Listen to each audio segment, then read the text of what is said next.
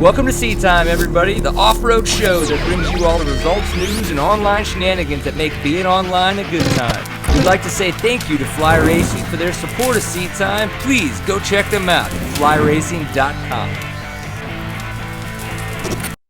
Welcome to Seat Time, everybody. Brian Pierce here, your host for this fine Tuesday evening. Of course, we are the online show for the off-road enthusiasts. We talk about dirt bikes. We talk about riding off-road.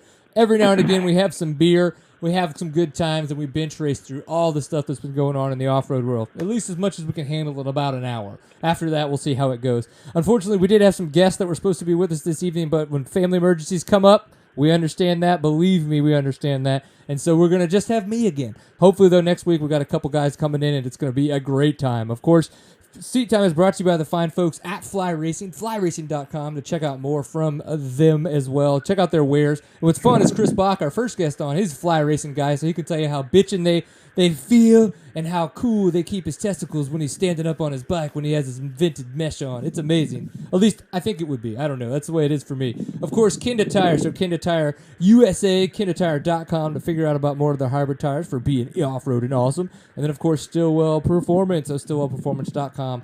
All your awesome off-road suspension taken care of needs. And remember, keep her pin, as they like to say. So, of course, let's just jump right into it because that's the way we roll here when we have Chris Bach on, because I just feel like he wants to get on. He wants to talk about what's going on in his life. So, Mr. Chris Bach, we have to say, how's your evening going, kind sir? Hey, man, thanks for having me on. And I saw Johnny's on the show tonight, too, so thanks for being supporters of JCR. Right, I know. It kind of turned out that way. I was like, because I saw how you did a win, and then I saw how Braybeck got a win, and I was like, okay, well, I got to reach out to you guys. So I reached out to y'all, and then Braybeck, I think, was flying to go do some rally training, and then I was like, well, shit. I was like, I still want to talk about this because, Johnny being back desert racing with JCR Honda, that's pretty important, I think. And so I was like, fuck it, we're going to have all the JCR guys on if we can make it happen. So that's when I called up Johnny, and I was just like, dude, you got to come on. He's like, okay, cool. So, yeah, man, we're like the JCR Seat Time Honda show tonight, and I'm okay with that because I like the color red. Yeah, it's great. We got a lot going on, so I'm sure there'll be plenty to talk about. Oh, you really do. And I'm interested to hear about some of the stuff that we probably don't even know about. At least those of us that don't pay attention to the wind. I'm sure that there's things going on that's going to be that much more interesting that we don't even know about. So that's going to be fun. Now, one of the big things that I think is really awesome about how you did this past weekend is that, one, this was your first moose run, and two, you got a win. Now, just in the sense of someone who has not done the moose run before, which is myself, and I'm sure a lot of people out there, kind of break down the event for us. I mean, 2 50-mile laps, 100 miles, sounds like a freaking beating. So, was it? Yeah, it wasn't my first moose run. I've done moose runs in the past, but all with failed attempts.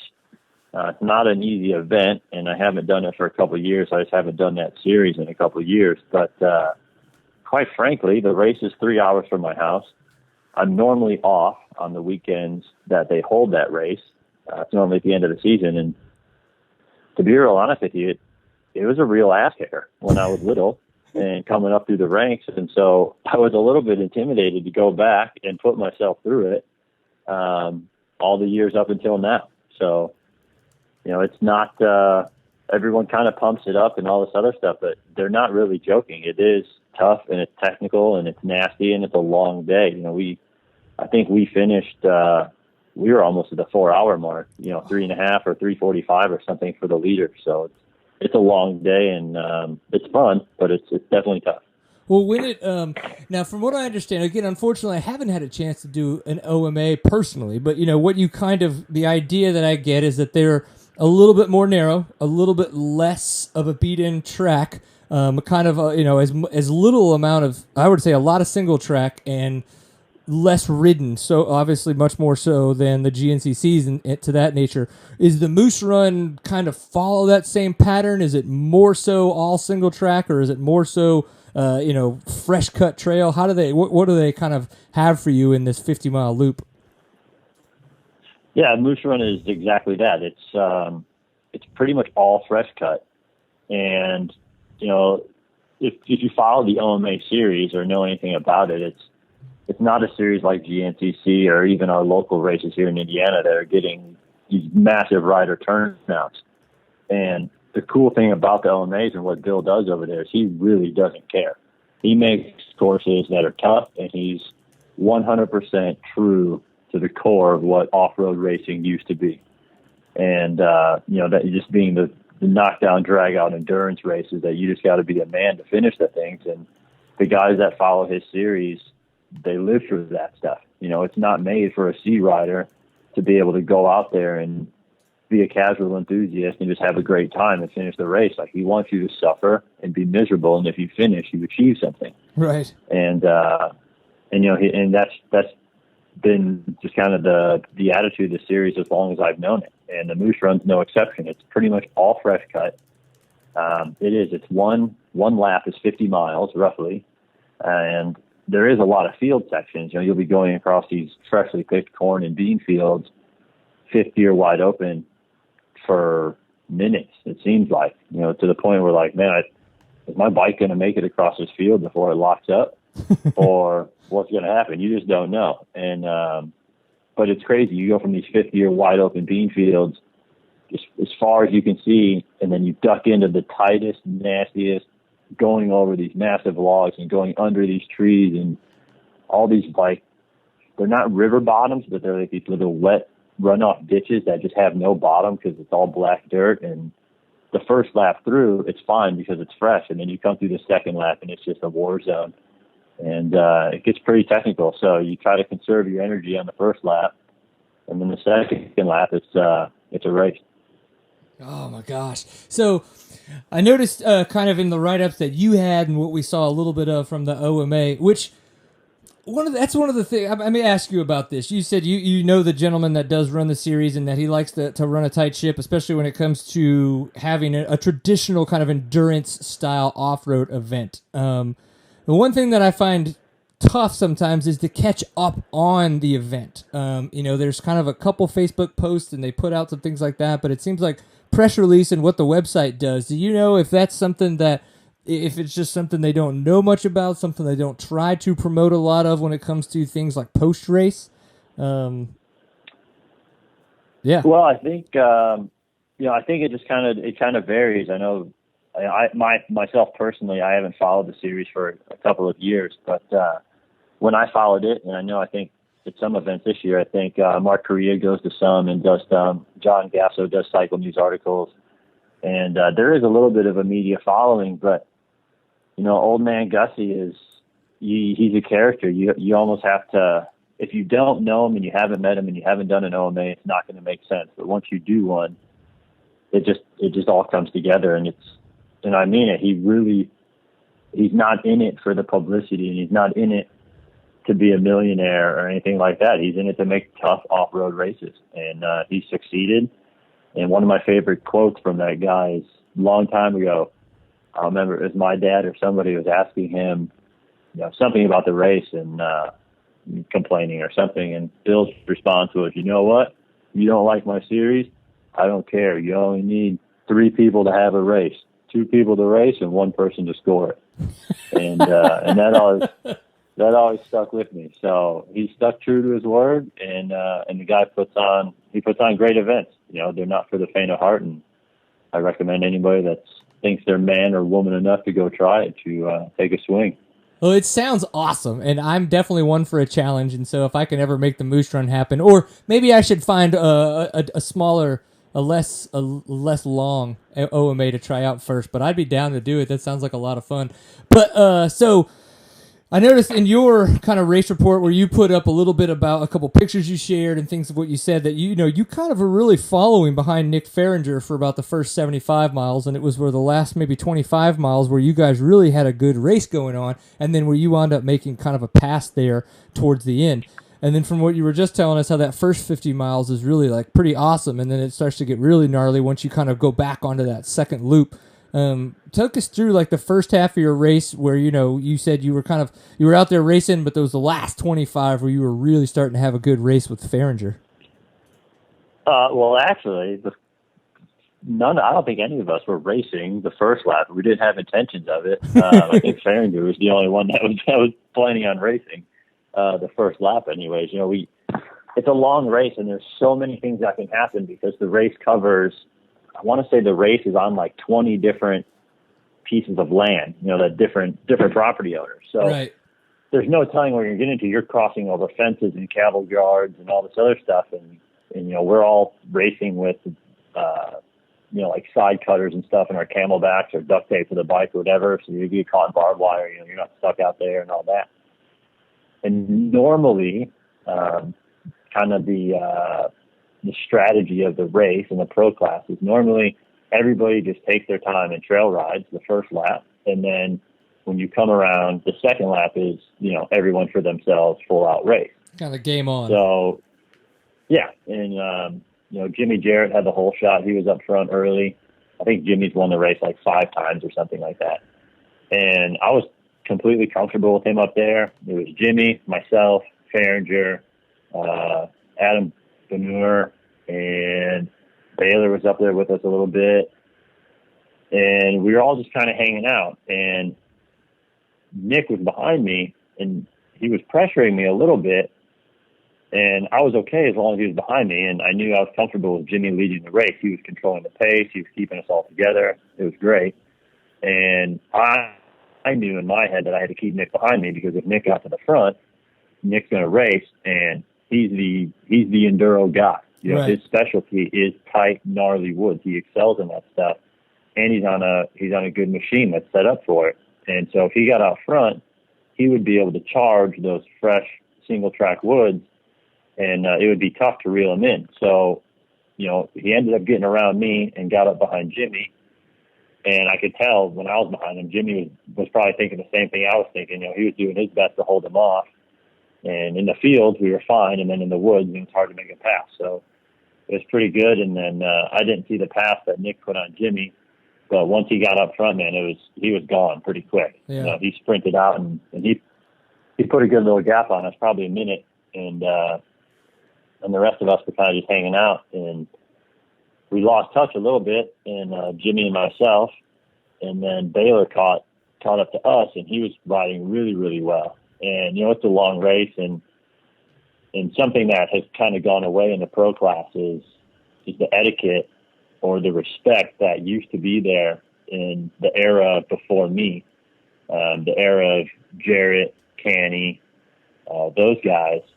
If someone's coming up faster behind you, you used to get out of the way for them and let them go and try to latch on, regardless of the race, even at the GNCC. And that's kind of gone by the wayside now, where it seems like the guys that maybe belong in XC1, maybe don't. They get a good start and they'll do anything, scratch and claw, to stay in their position, and they end up kind of holding the race up. Well, Baylor caught us, and Jimmy and myself both. We saw he was on a mission. We pulled over and let him go. And we knew that if we could latch onto the back of him at the pace he was running, he'd pull us right up to Farringer. So he did. We followed Stu right on up and got onto the back of Nick to where we could see him. And once I got a glimpse of him, Stu had bike issues or a crash or something. I'm not sure what happened to him, but he dropped off. And then I saw Nick, so I started pushing to catch him. And Jimmy fell off pace a little bit. So it was just left of us, and I could see Nick in the fields, but I couldn't hear him in the woods. I couldn't see him in the woods, and we're all alone. It's a 50-mile lap. You're not passing lappers and stuff. You're completely by yourself. And I just catch these faint glimpses of him, and I just kept digging, man, kept digging. And on the last lap, 25 miles to go probably, he had an issue, a gas issue. He missed his pit, and he had to stop it the next time he saw people and bum some gas from someone else's pit crew, some two-stroke. So when he did that, he lost a little bit of time, and that was enough that could get me close enough to where I could keep eyes on him, and then I was able to reel him in when we got into some of the faster stuff. And then once I reeled him in, he pinned it. And in the tight woods, man, it was so hard for me to run that pace to where I could just keep my loss to a minimum. I wasn't going to go faster than him in the tight woods, but if I had any chance, I just needed to, keep damage control, basically, and try not to crash and blow it. So I had to ride like a little bit out of my comfort zone in the tight stuff. And then there's one massive, they call it a creek, but they're absolutely full of it. It is a full-blown river that we have to cross. Like 15 miles, not even 15 miles, 10 miles from the end of from the checkered flag. And I didn't want to cross it first. So I pulled up on Nick, and I didn't want to pass him. I didn't want to be the guinea pig to dive off in that thing. I wanted him to go first, and I could follow his line, see where it was deep or whatever. And once we got through there clean, then it was on. We were side by side, man, wheel to wheel the whole way back. It's just wide open across field, basically all the way back to the finish. And I tried to make a couple runs on him in the fields, and I could get up to him coming out of the corner. My 450 would pull hard coming out of the turns, and I'd get right up on him. But when we were both wide open, his 300 and my 450 were actually pretty comparable in speed. Wow. So I couldn't get going fast enough that I could just make blow by him in a straightaway. So I tried a couple corner runs, and I just couldn't make anything stick. And we got to the motocross track, and I could see the finish line. And it came out of the track, and it was a 180, and then you had a roller into another 180, and big bull turn on the outside, like supercross bull turn. And Nick had no choice. If he was going to go to the outside and hit the supercross big bull turn, I was going in. I was going to park him. I was going to go in, inside move, block pass, make sure I had the pass, and go on for the win. So he did what anybody would do. He went to the inside. He had to drift out. I went to the outside slingshot, and I was able to make the pass and set myself up for the inside in the next turn and made a clean pass. And that's pretty much it. Again, we were wheel to wheel right at the checkers, and it was pretty cool to leave it all on the track like that. Race for so long, for so hard, we're both completely beat, and come down to 3.5 hours of racing, and you finish wheel to wheel. Pretty awesome. Yeah. Oh, that's got to be pretty epic. We see a lot sometimes it's in the GNCCs where guys are sitting there like 30, 45 seconds, kind of waiting for second place or maybe first and second's there, and it's still kind of like third and fourth is kind of coming in a little bit like that. But yeah, I mean, that's something that I wish that we could see a lot more of, and at the same time, I wish we could, wind up catching more footage of that kind of stuff. And it's a shame that we don't get a chance to, that's the kind of stuff you got to be there for. Those last 4 turns, you got to be there at the finish, because a lot of times, like in the OMAs and some of the even smaller races, they're not capturing as much of the race for posterity's sake and for YouTubers like ourselves. You were talking about how you were riding a little bit, you had to ride a little bit over your comfort zone or past your comfort zone in the woods. Being maybe just close enough to kind of see Farringer riding, is there something you can tell that either he A, does different, or B, is it literally just, in your for you, lack of experience and lack of practice in that extremely gnarly, tight single track? I wouldn't say that I'm incapable of going at speed in those conditions. It's just a comfort thing. Right. You put Nick in a GNCC setting where we're going third gear wide open down quad trail, and he's going to be out of his comfort zone. That doesn't mean he can't do it. Right. He just would much rather be, second gear, twisting in and out of trees. Yep. And so it's just a give and take. I grew up riding local Indiana races, which were tight and twisty single track, and just having done the GNCCs for so many years now, my style has become more motocrossy and more. I'm just more comfortable and at home now in that faster setting. So you throw me back in that super tight twisty stuff, I can do it. Doesn't mean I want to be doing it, but I can make it happen. But it's when you're in a scenario like that where it's a laugh type deal, me getting out of my comfort zone, it's easy for me to ride that pace when I don't have to push. But when I have to push, you make one mistake against a guy like Nick, who's an enduro specialist. You make one mistake in this corner and one mistake in this corner, you've lost 2 seconds that you might not get back. Yep, that makes sense. So it's a battle between wanting to push yourself to push the speed limit, but not make a mistake. And you just have to walk this line. And it's pretty mentally taxing to tell yourself to go really fast, but not so fast that you make a mistake. You can push to 110%, but if you push to 110%, you're going to miss that corner. You're going to plant a foot. You're going to hit that cross log. So you have to ride right there, that 99.5%, and be perfect.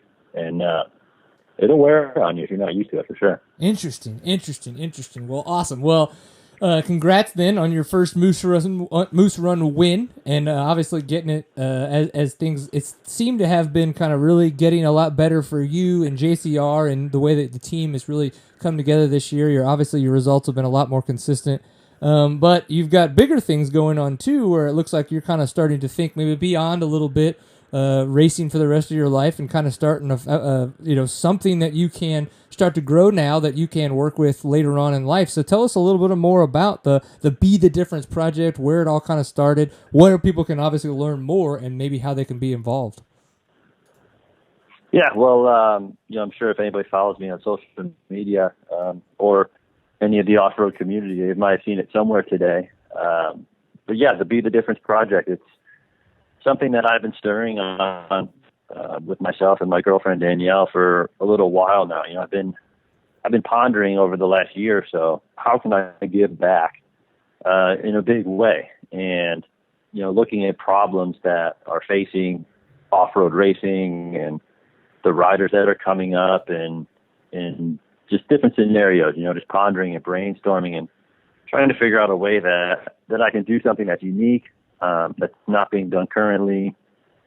And, I've done some riding schools and I really enjoy those. But what I learned most about doing the riding schools is the enjoyment or the sense of fulfillment that I get is not necessarily from watching this kid hit this turn perfectly or cross this log perfectly or drop his lap times 10 seconds. That stuff is great.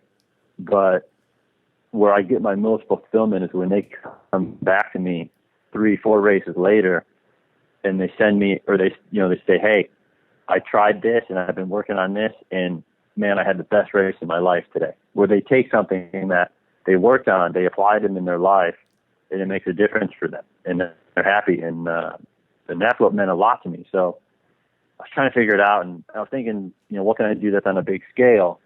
Because realistically, I can do riding schools all day long, but eventually we're going to run out of market, and we're going to run out of people, right? Off-road community is only so big, and I want it to be bigger than that. Right.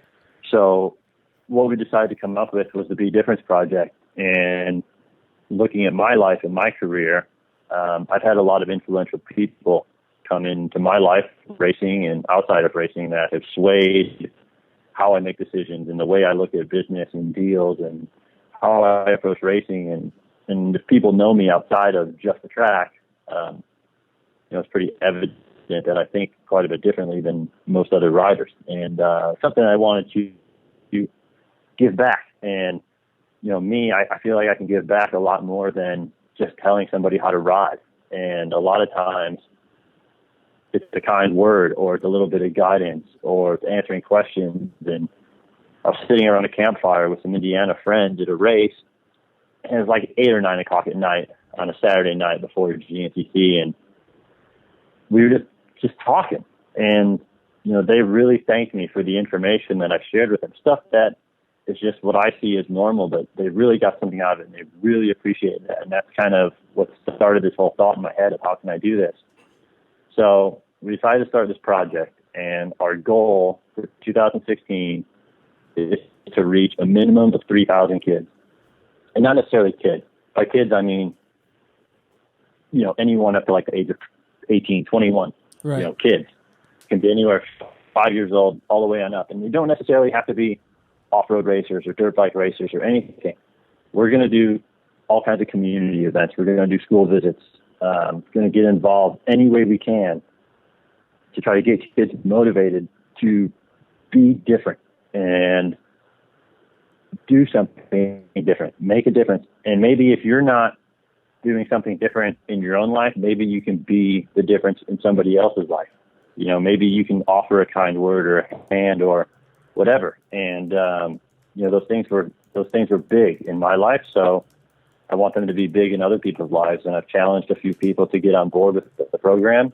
And, guys like Stu Baylor stepped up today to say he's going to take part in it and try to give back. And so what we're going to do, like I said, we're going to try to reach at least 3,000 kids. And my goal is to donate back at least $5,000 for 2016. And with that $5,000, we're going to find the kids that are standing out the most, that are doing something different, that are being unique, that are chasing their goals in a unique way, that are thinking outside the box to be different than the other kids or the other people in their age group that are going after the same goals. Maybe you don't want to race dirt bikes. Maybe you want to play football and you want to be a quarterback. Well, just trying really hard, going out for your team, that's not going to be acceptable. In order, we'll encourage you. We want you to be different. We want you to be better than the next kid. Yeah. And it's not everybody gets a trophy type of a deal. We want people to really strive to be different and think outside the box and challenge themselves. And the kids that do that, we're going to reward them by sending them all expenses paid to some sports camps. Whatever their sport is, whether it's baseball, football, wrestling. If you're not into sports and you're just, you have big aspirations to go to a really expensive college and you're going out of your way to meet those guidelines and do something different to get there, we're going to take some money and we're going to start a college trust. So you'll be able to put that money towards your college when that time comes. If you do race a motorcycle, and maybe it's not with me because I'm not in the area, but we'll spend the money and we'll send you to go see somebody, Stu Baylor's riding school, Jason Rain, Shane Watt. I don't care who it is. It doesn't have to be me. But we'll send you somewhere where you can get that little boost, and we're going to pay for it so you don't have to. Nice. And we just want to take the kids and we want to boost them up and maybe give them that little bit of push, that little bit of guidance from the outside that maybe they're not going to get or maybe they can't afford. And I'm really excited about it. I think it's going to be really fun. I encourage everybody to get involved. And I really just want to lead by example. I want some other guys to get involved. I know Stu said he was going to do something. So anybody that's interested, if you're interested yourself or you have a child that might be interested, check us out on Facebook, Be the Difference Project, Instagram at Be the Difference Project, and get a hold of me. And we're going to hopefully make this thing grow. And if everyone gets behind it and start pushing it, I think we can make a difference. Heck yeah, man. Well, that's awesome. And I'm really glad to see you kind of taking what you've been able to receive in life, learning from it, growing with it, and then not just that, but then being able to use that experience to then hopefully create those same experiences for other younger people. And again, I like the fact that you're not focusing just on racers, that it can be something much bigger than that, or not just dirt bike racers, I guess I should say, and realizing that, kids all around the world, and obviously we're kind of speaking nationally at this point, but still could use sometimes that little extra boost, that little bit of help in all kinds of different arenas. So this could be something really big, man. So congratulations. Taking that first step is hard. So you're going to, it's got to be a little daunting. It's definitely a big task, but like you said, the hardest part of anything is taking that first step. And we've taken it now, and we're all in. So I think it'd be really cool, and it's so much bigger than just racing a motorcycle. A lot of us tend to get caught up in the fact that, we're racers, or you have kids coming up right now that their whole life is racing. And that's great, because my life revolves around racing, and racing a motorcycle and off-road has provided me a very nice living for the last 4 or 5 years. And I'm very proud of my accomplishments, and it's great. But I have a life outside of racing too. And that's something that I feel like a lot of people lose sight of. And just talking with different people in the off-road community and outside the community, and I'm sure you guys hear it too, and probably have your complaints about the generation of all this entitlement and all that stuff, right? So everyone's complaining about it, and it's no different in off-road. We see some of the same deals where everybody wants something, everybody wants to just take from the industry, but nobody's willing to put in the extra work. So we're trying to motivate kids and people coming up to put in the extra work, because it will be rewarded, and to be different. Don't just be part of the herd that's just trying to take and not be thankful for, what you do get, and try to just kind of stop that where we can anyways. And if we can change some lives and give some boost, and, maybe some parents are out there and they have little Johnny who's just on the brink, and they can't afford this, or they just don't know what to do. They don't know what the next step is. They're at a roadblock. maybe we have just that little piece of information that'll push them over the edge and have that breakthrough that they can then take that and go on to their next step. We're not going to do anything for anybody, but what we want to do is just be the helping hand to kind of, push them along. And we're not going to give you the answers, but we're going to help you ask yourself the right questions to give yourself the answers. Heck yeah. Well, right on. Well, everybody remember Chris Bach is all over the Facebook. Of course, he's got his Be the Difference project is on Facebook as well, so go ahead and look for that. I would assume that you guys are going to have a website probably in the near future? Yeah, absolutely. Everything just launched today, and obviously social media is the king of all at the moment. Right. So that was first and foremost. So website will be coming, but for now, like I said, just Facebook and Instagram at the moment. Be the Difference Project on both. You can email me, bethedifferenceproject@yahoo.com. And if anybody has any questions or wants to get involved or wants to know how they can get involved or whatever, just please contact us, share your stories on Facebook, and we're going to get this ball rolling. And I think once we get some people sharing their stories and we're going to, you send it in, I'm going to post it. We're going to get some other people to post it. And once we get some momentum going, I think this thing's going to be really cool, and I'm excited for the future. I agree, man. Well, cool. Well, good luck at Ironman this weekend. Go close out the GNCC series with another win, and then come back on Seat Time and be like, thank you for having me on. You guys always motivate me to win. And we'll be like, we know. You're welcome. Yeah, then I'll just have to say you were my good luck charm or something, right? Yeah, I like it. We can make this work. I think it's a good partnership. Well, congratulations again, dude, on the Moose Run, on the new project. We really appreciate you taking the time, and good luck this weekend, and then I guess have a fun off season. If there's such a thing, right?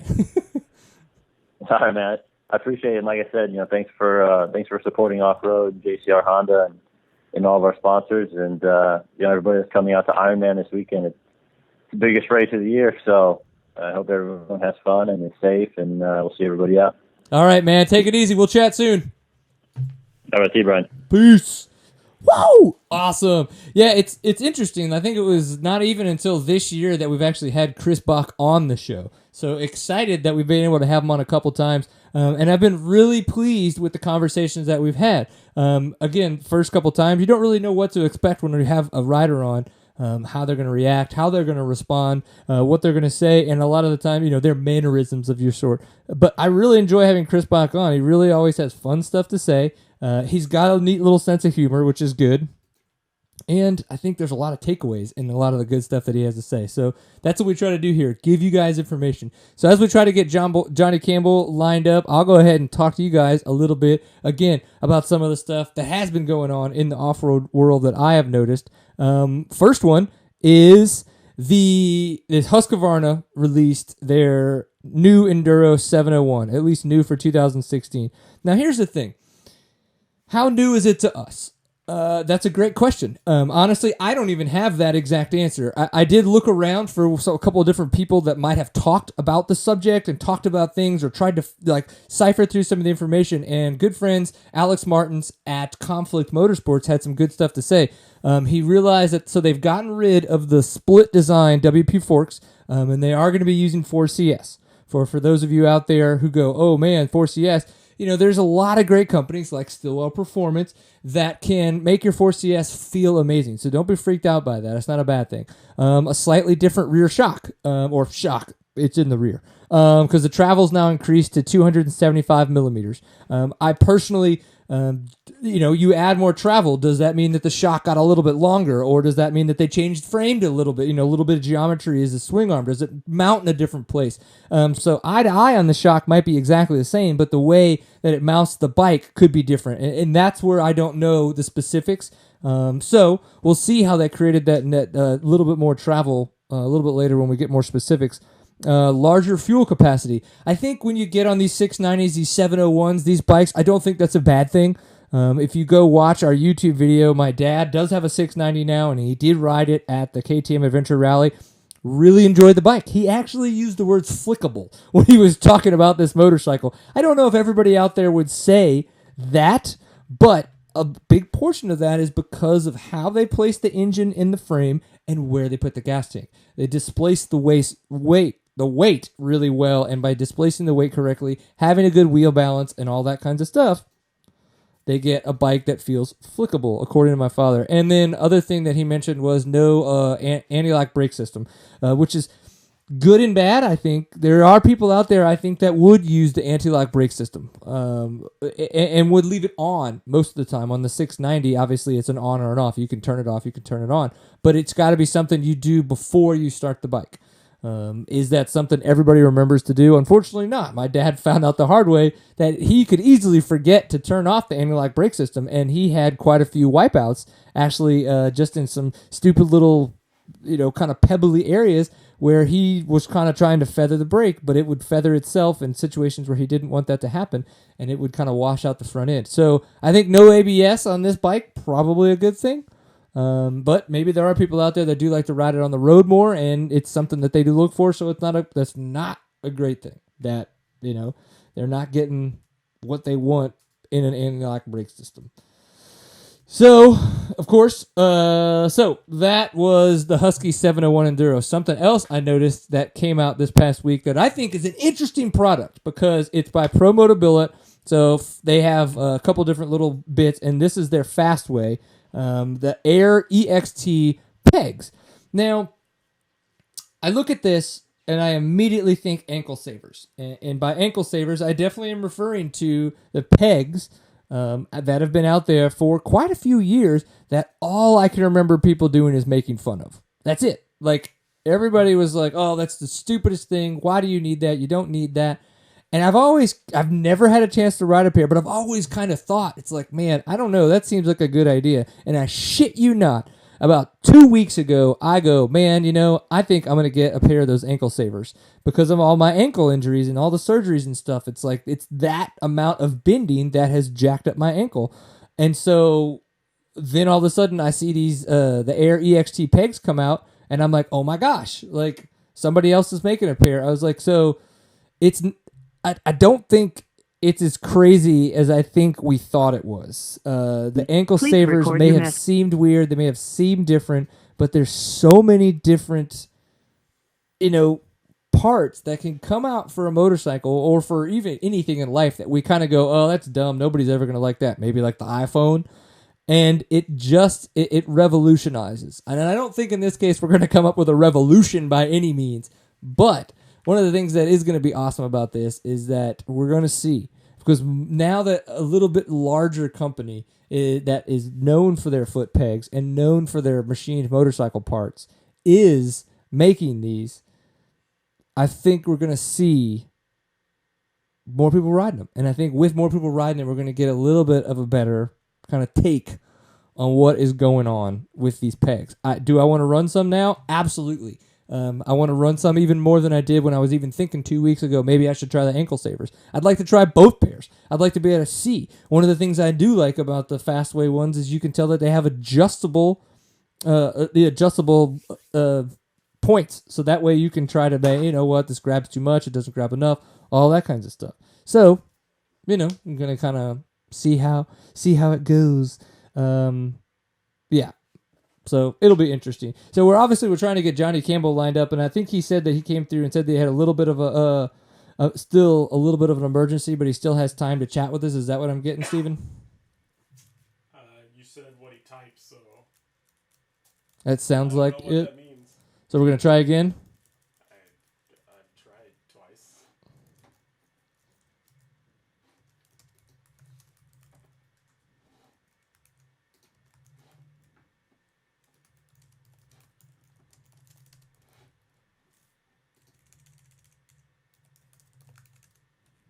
All right, we'll see how that goes. Yeah, so I think there's been some interesting stuff that's been going on in the off-road world. This coming weekend, we're going to have Ironman GNCC. That's going to be cool. So with the stuff that we've had going on, it's been interesting. No more Caleb Russell. We've seen Josh Strang do really good. We've seen Ryan Sipes do really good. We've seen Thad Duvall do really good. We've seen some interesting people on the box. So I'm excited. To kind of see how this goes. And it's ringing. He said, let's go. So maybe we're just going to wind up being on the phone with him. If this doesn't go through, are we calling the phone or are we calling? Yeah, phone. Hey, hello, Johnny. I'm super sorry about that. I got hung up and wasn't able to break away. Oh, no worries, dude. Steven, if you could, I'm having a little bit of trouble hearing Mr. Johnny. If you could give me some more voice. So, dude, yeah, no worries. And if you need to go, you just let us know, and we'll let you off the phone really quick, man. But so, I have to say, congratulations, because your investment in Chris Bach on the East Coast really seems to be paying off. Not only is he doing a great job racing his motorcycle, but I think he's doing a great job representing the JCR Honda brand and your name specifically within that. I mean, I would imagine that you've got to be pretty stoked on that relationship. Yeah, Chris has been absolutely amazing to work with. You know, he has kind of a great maturity to work with above other riders. You know, I've dealt with a lot of riders and a lot of guys that had lots of talent, but they couldn't tie their own shoe or talk to their mother correctly. You know, and Right? Yeah. And Chris, you know, Chris has a great image, and it's the Honda racing image. It's clean, it's fun, and you know, it draws you in, it draws the fans in, and so I've been really enjoying working with Chris over the last couple of years. Yeah, man, and yeah, we just had a really great conversation with him talking about the Moose Run and how brutal that race sounds. And one day we're gonna have to go get our butt kicked at that event. It sounds awesome. And then his new project that he's got going on, Be the Difference. I think that's going to be some pretty awesome stuff for him, obviously on the East Coast. But what really caught our eye, even more so after his phenomenal race, was this past weekend seeing you on the West Coast with a new JCR rider racing in the desert under the JCR Honda tent. So when did all of this come about with you and Ricky Brabeck kind of teaming up together? Well, just to take one step back. Please do. The Moose Run was, the Moose Run was, it was awesome. You know, being here on the West Coast, you know, we pay attention a little bit to the East Coast. Of course, I pay attention a lot to it, and the Moose Run's always been kind of like this extreme hair scramble cross country event that always gets a massive amount of media. And I'm like, man, 250-mile loops in the woods, you know, with creek crossings up to the sea, and these guys are racing for over 4 hours. I mean, it's a serious deal, and it looks like a blast, at least up until you run out of energy, anyway. Yeah. But I was really, really excited that Chris went and participated in that, and he did such a phenomenal job. You know, all the work that we've done over the last couple of years together, and him as a racer and the bike development, you know, it's really starting to show, and I'm excited to see the fruit of that. So that's awesome. Part two, Ricky Brabeck. You know, Ricky's been on my radar for quite some time. Of course, you know, our program had a big change here a couple years ago when Honda decided to lean on GNCC a little bit for their off-road. Right. And, you know, I'd accomplished everything I ever wanted in Baja and more. And so, you know, I wasn't hesitant to make the change because I was kind of excited to, you know, go and meet new people and up for a new challenge. And it was a shame that I had to lose, you know, our successful program there. And I think a lot of fans were really bummed. And so I was, you know, on that end, I was really disappointed about it. But on the other end, I was excited about the GNCC. So getting back to Brabeck and the West Coast, you know, I never intended to step away from the West Coast and entirely have to drop it. I was kind of forced to because of budgets and time that it was taking to you know, get our program up and running on the East Coast. And so now that we're a year and a half out from not participating on the West Coast, you know, it's time to get going again. And Ricky just so happened to have a great opportunity with the HRC team earlier this year. Did a really good job at the Abu Dhabi Rally, and once again at the rally in Argentina.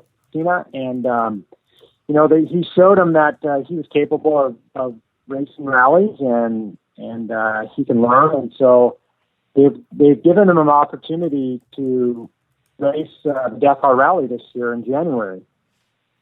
And so with that said, I've myself and JCR has been a really big advocate for the Dakar Rally and the Honda program there. And we do a ton of testing and durability testing on that machine and in that program. And so I'm a big fan. I'm also a big component to that effort. So anyway, it just made sense that, if Ricky's going to be riding Hondas for HRC, that they need some sort of support outlet here in the States and here at home for him, amongst having a mentor and somebody to lean on and a program around him so he can be successful, not only here, but also overseas. Yeah, I think a lot of people, when, kind of things did seem to, I wouldn't say die for you on the West Coast, but it was a significant break. It was to that point where I think a lot of people were like, okay, either A, budgets, B, Honda, they didn't really, everyone's just kind of speculating at this point, but it was like, okay, when, though, will Johnny Campbell be back on the West Coast? When will he be back in the desert? Because I don't think everybody could I don't think we would expect that you would never be there again.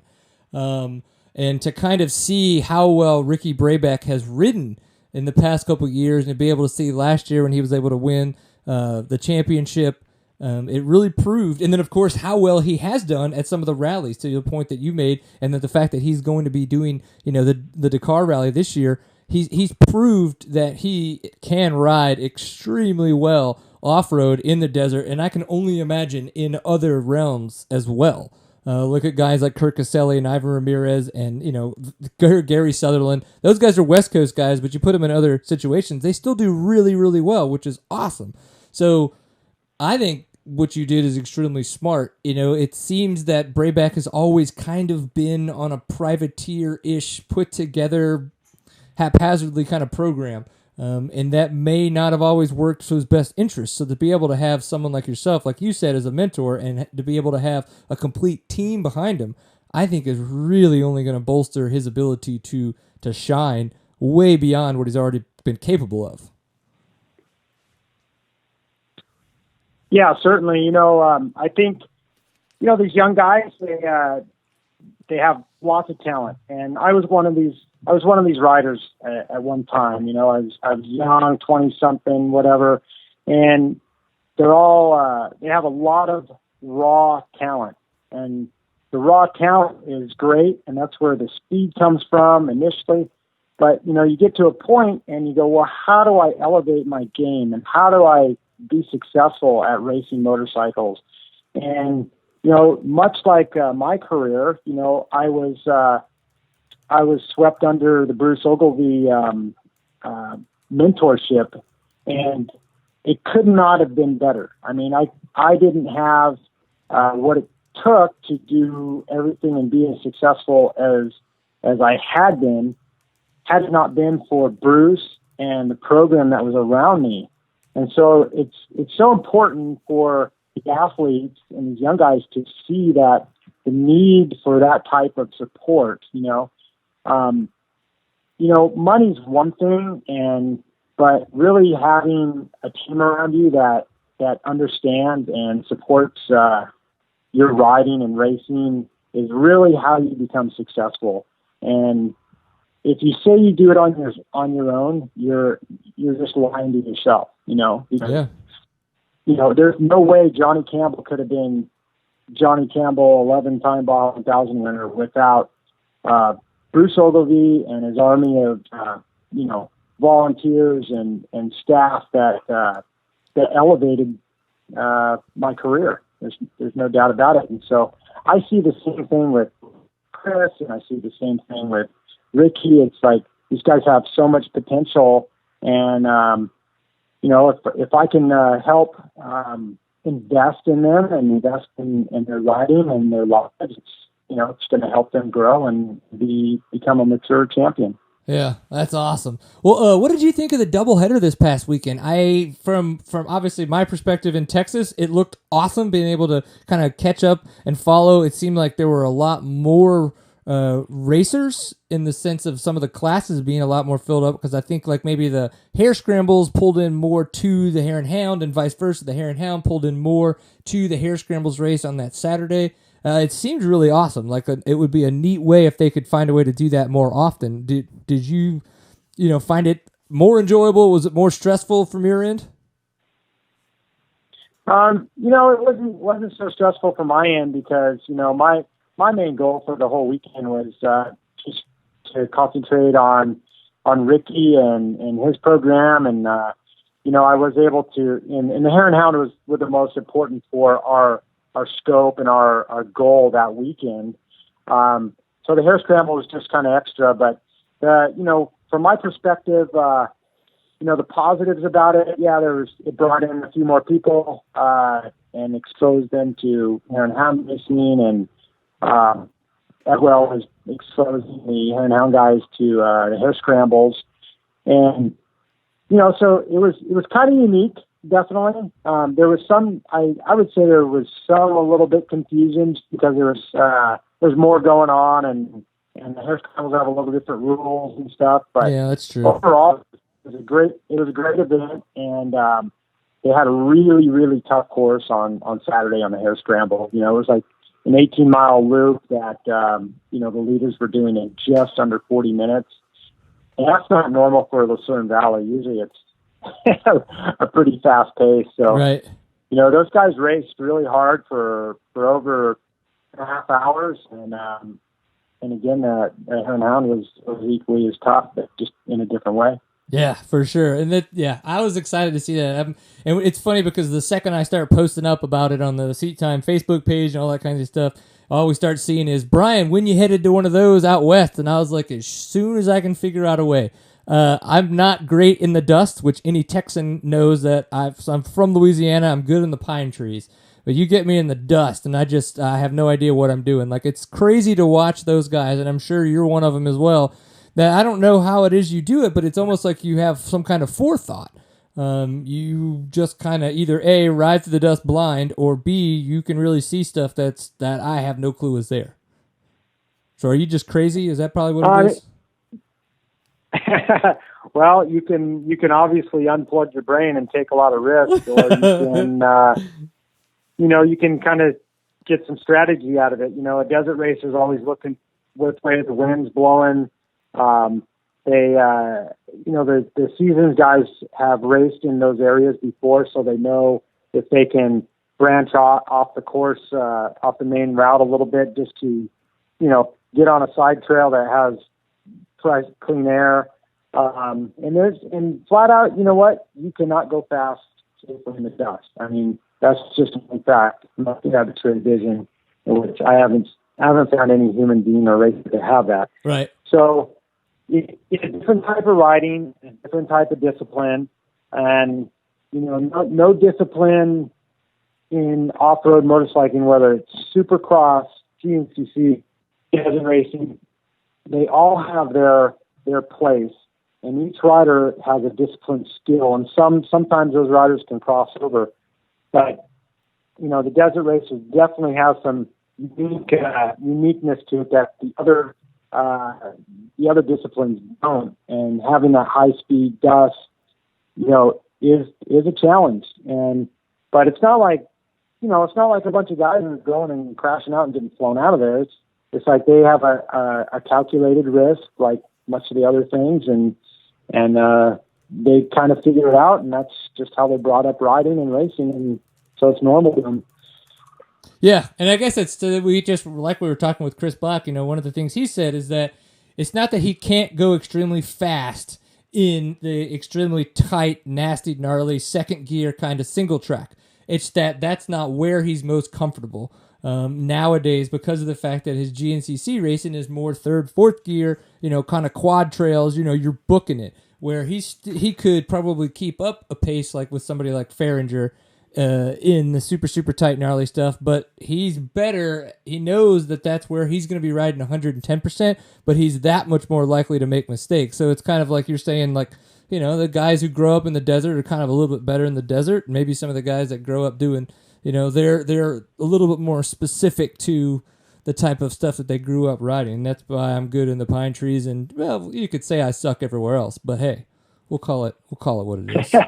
We'll call it what it is. So, what's coming up for JCR Honda? It seems, again, I try to just kind of pay attention to the top level of stuff. I don't really listen to rumors that much. If somebody tells me something, that's great. So I don't really know if there's something else that you have planned for 2016. But it seems like with the move that you made with Brabeck to kind of bring him under the umbrella, that there is there more expansion for 2016, or are we going to see you in more places that we haven't seen you recently in some of the off-road realms?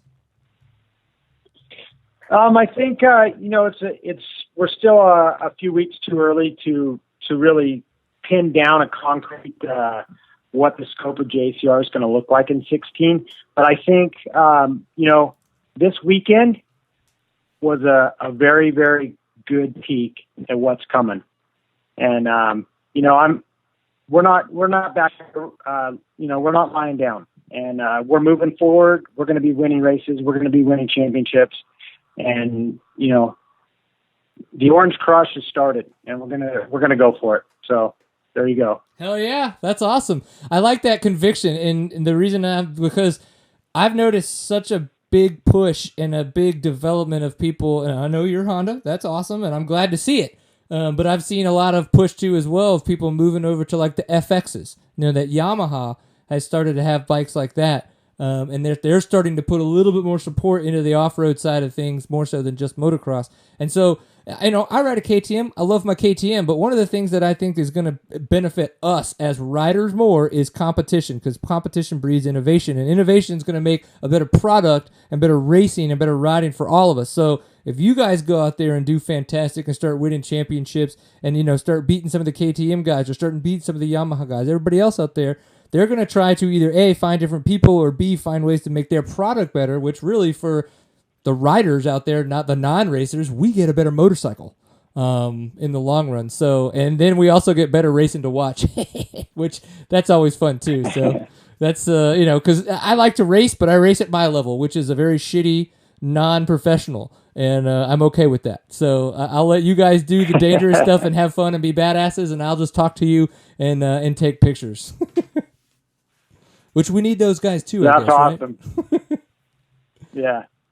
What about a two-stroke? That's great. Is that going to happen? Is that ever going to happen? We've seen Yamaha actually put some development there. Would you even expect that from Honda, or is that just like, nope, never going to happen? Yeah, that's a pipe dream.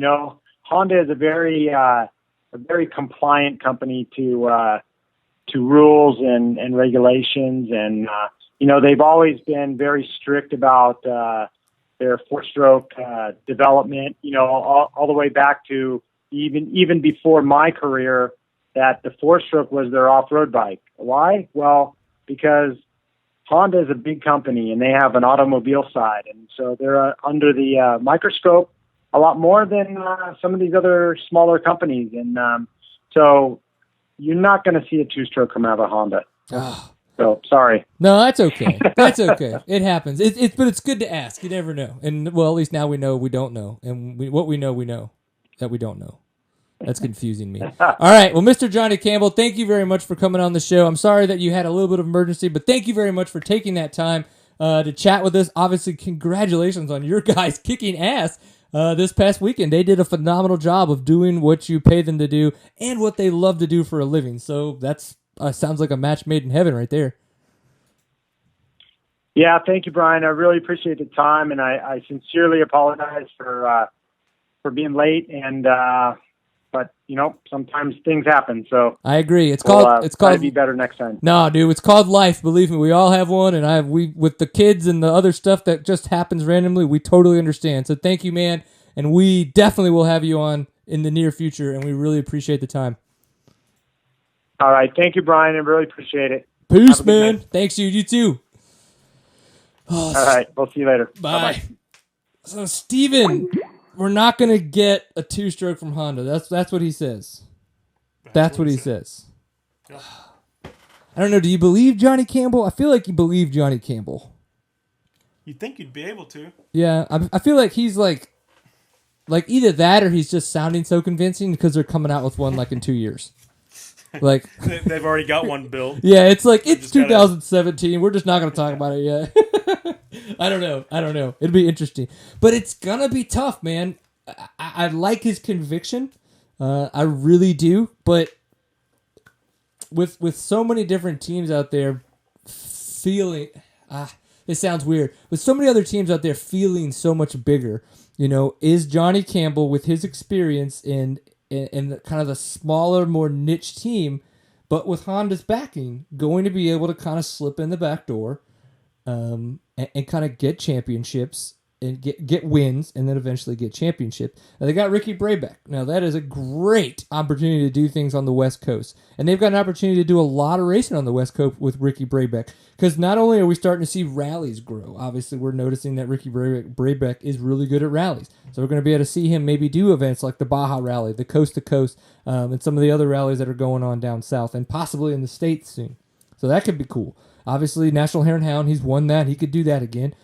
Probably going to do, maybe there's a chance he could do some works events. Maybe there's a chance he could do some of these West Coast hare scrambles. Obviously, there's enduros on the East Coast or the West Coast. That could be a possibility as well. So that kind of realm could totally be done, with one or two riders. Now we go to the East Coast, it could be the same thing. With one or two riders, you could kind of cover a lot of series and you could really focus on a lot. But we noticed that JCR and Chris Bach took a lot of steps back. They really focused on their program and made sure they had their team correct.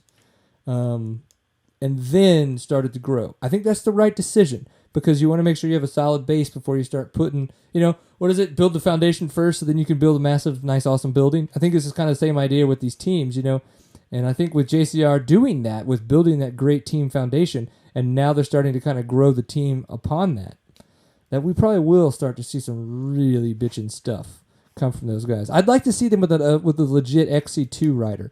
And in the sense, a legit XC2 rider, that the plan is for him to be in that class to then learn, grow, and move into the XC1 class, not kind of an XC2 lifer.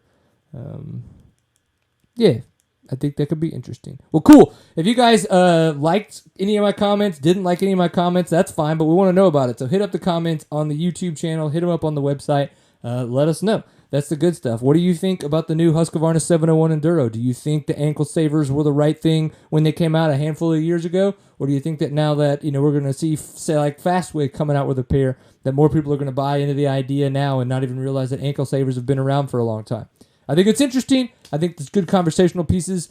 What do you think about Chris Bach? What do you think about Johnny Campbell? Please leave your messages below. And like we've mentioned, we are going to start coming into the drier season of the year when it comes to racing. So if there's certain riders you want us to talk to, reach out to us. Chuck Taylor, he's a rider we're going to have on later this year. He's done really well. He's up from the Northwest or Northeast, so we're going to have him on because he's a cool dude. He rides his dirt bike and talks about awesome stuff.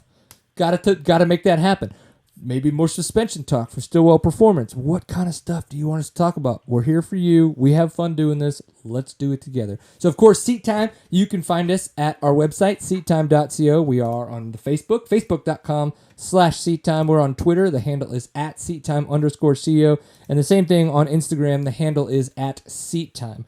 Of course, we are brought to you by the fine folks at Fly Racing. You can learn more about those guys at flyracing.com or purchase from your local dealer. Again, Kenda Tires USA, so kendatires.com, and those, again, can be purchased from your local distributor, local dealer, however you want to make that happen. And if your local dealer does not sell Kenda, they can get it. Just ask them to do so. They're going to get some bitchin' hybrid off-road tires if you do it, and we think you should. And, of course, Stillwell Performance at stillwellperformance.com. So if you reach out to those guys, you're going to be able to keep her pinned, get some bitchin' off-road suspension, and have a great time on your motorcycle. There's no other reason that you need.